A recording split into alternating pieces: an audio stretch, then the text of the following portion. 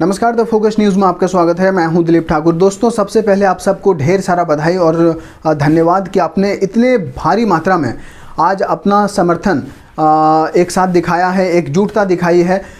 कल जिस तरह का ट्रेंड चलवाया गया था, मोदी जी से अपील किया गया था कि आप रोज़गार दें, मोदी जी रोज़गार दो, उसी तरह से आज आपने CGL 2019 के मार्क्स को लेकर जो ट्रेंड चलाई है उसके लिए आप सबका बहुत बहुत धन्यवाद। क्योंकि अभी मैं जब 5:30 बजे इस वीडियो की शूटिंग कर रहा हूं तो लगभग 25 लाख से ज़्यादा ट्वीट हो चुके हैं। 25 लाख तो समझ सकते हैं एक बहुत बड़ा आंकड़ा है, बहुत बड़ा नंबर है जो वर्ल्ड वाइड ट्रेंडिंग कर रहा है।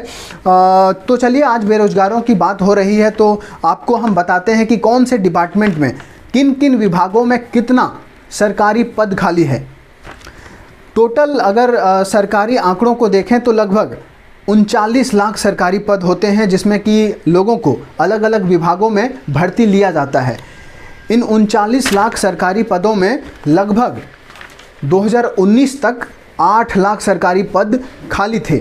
जी हाँ, सही सुन रहे हैं आप, 8 लाख सरकारी पद 2019 तक खाली थे। मतलब कि जो आवंटित पद हैं, मतलब कि जो जिसमें कि भर्ती लेना ही है कि कम से कम इतना तो भर लो, उसमें भी 8 लाख पद खाली हैं। आप समझ सकते हैं। चलिए एक एक करके आपको डिपार्टमेंट के नाम गिनवाते हैं और उसमें कितने पद खाली हैं इसके बारे में बताते हैं। सबसे पहले बात करेंगे इंडियन रेलवेज़ की। इंडियन रेलवे क्योंकि सबसे ज़्यादा सरकारी नौकरी देने वाला विभाग है, सबसे ज़्यादा नौकरी यहीं पर लोगों को मिलती है। लगभग 14 लाख कर्मचारी इंडियन रेलवेज़ के हैं। तो वहाँ पर आंकड़ों के मुताबिक 2,70,000 सरकारी पद भारतीय रेलवे में सिर्फ खाली है। सिर्फ इंडियन रेलवेज़ में 2,70,000 पद जो आवंटित पद हैं वो खाली हैं 2019 तक। और 2019 के बाद 2020 और 2021 आ गया है, उसके बीच में कितने लोग रिटायर किए होंगे ये आप अंदाज़ा लगा सकते हैं। तो ये सिर्फ इंडियन रेलवेज़ की बात हो गई। दूसरा विभाग आते हैं, दूसरा आता है रक्षा विभाग। रक्षा विभाग यानी डिफेंस डिपार्टमेंट। वहाँ पे लगभग 1,70,000 पद खाली हैं। डिफेंस सेक्टर में मतलब Indian army, Indian navy, Indian air force, ये सारे जो डिपार्टमेंट्स हैं वहाँ पर लगभग 1,70,000 पद खाली हैं। ये मैंने 3 डिपार्टमेंट गिनवाए हैं, इंडियन आर्मी, इंडियन नेवी और इंडियन एयरफोर्स। इसके अलावा बहुत सारे और डिपार्टमेंट्स हैं, कोस्ट गार्ड है, और भी सारे जो डिफेंस के डिपार्टमेंट है उसके अंतर्गत आते हैं। तो वहाँ पर लगभग 1,90,000 पद 2019 तक खाली थे। ये आवंटित पद हैं, मतलब कि यहाँ इतना पद तो कम से कम भरना ही भरना है। लेकिन उन पदों को भी, जो सरकारी पद आवंटित किए गए हैं पहले से ही, उसको भी नहीं भरा जा रहा है। चलिए अब तीसरा बात करते हैं। तीसरा जो डिपार्टमेंट है वो होम मिनिस्ट्री है। होम मिनिस्ट्री जिसके अंतर्गत गृह मंत्री अमित शाह आते हैं, या फिर कहिए कि गृह मंत्री के अंतर्गत होम मिनिस्ट्री आती है। उसमें लगभग 72,000 पद खाली हैं। 72,000 बहुत बड़ा नंबर है। मतलब आप समझ सकते हैं कि ये सारे 3 डिपार्टमेंट्स के आंकड़े हमने बताए, क्योंकि आंकड़ों को निकालना बहुत मुश्किल है। आंकड़े जल्दी से कहीं पर आपको मिलेंगे नहीं, इसलिए मैंने 3 ही डिपार्टमेंट्स के आंकड़े निकाल पाए हैं। ये 2019 तक के आंकड़े हैं, जिसमें कि ये इतने सारे वैकेंसियां पड़ी है। रेलवे में 2,70,000, रक्षा विभाग में जिसमें कि इंडियन आर्मी, नेवी और एयरफोर्स आती है उसमें 1,90,000 और होम मिनिस्ट्री में 72,000। इसी तरह से अगर SSC CGL की बात करें तो उसके बारे में हमने एक वीडियो बनाया था 3-4 महीने पहले, सितंबर के मंथ में। वहाँ पर आपको बताया था कि कैसे लगातार जो वैकेंसियाँ हैं वो कम होती जा रही है। सुनिए एक बार। इसी तरह से अगर SSC CGL की बात करें तो SSC CGL में 2016 में 10,661 वैकेंसी थी। 2017 में ये आंकड़ा घटकर 8,134 हो जाता है और 2018 में 11,271 रहती है और 2019 में इसका आंकड़ा जो है वो 8,582 रह जाता है।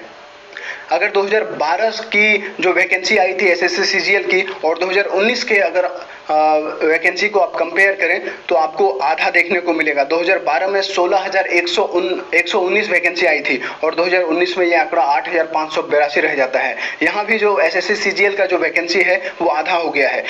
जी हाँ, तो ये कर्मचारी चयन आयोग का हालत है। आपने देखा किस प्रकार से कर्मचारी चयन आयोग में लगातार वैकेंसियां कम होती जा रही है, आईबीपीएस में वैकेंसियां कम होती जा रही है और सरकारी पद जो कम से कम इतने लोगों को नौकरी दी जानी चाहिए उसे भी सरकार के द्वारा नहीं भरा जा रहा है। रेलवे की बात ही मत कीजिए, क्योंकि रेलवे के जो वैकेंसी आई थी 2018 में ग्रुप डी और एनटीपीसी को लेकर, उसकी एग्जामिनेशन कितने दिनों बाद हो रही है ये आप सबको पता है। अभी तक ग्रुप डी का एग्जामिनेशन शुरू नहीं हुआ है। एनटीपीसी की एग्जामिनेशन दिसंबर के महीने से शुरू हुई थी, जो अभी चल रही है। तो इस तरह का हाल हमारे देश में रोजगार को लेकर, सरकारी नौकरियों को लेकर मौजूदा दौर में है।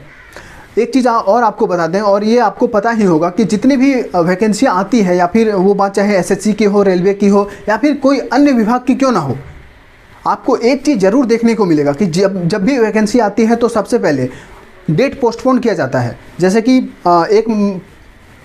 15 जुलाई तक डेट रख दिया है तो फिर 1 महीना बढ़ा दिया जाएगा, 15 जुलाई से 15 अगस्त कर दिया जाएगा या आगे बढ़ा दिया जाएगा, मतलब पोस्टपोन होता है, पहला चीज़। दूसरा बात, अगर एग्जामिनेशन हो गई सही ढंग से, कई बार तो पेपर लीक भी हो जाती है, लेकिन अगर एग्जामिनेशन सही ढंग से हो गई तो उसका रिजल्ट पब्लिश नहीं किया जाता है।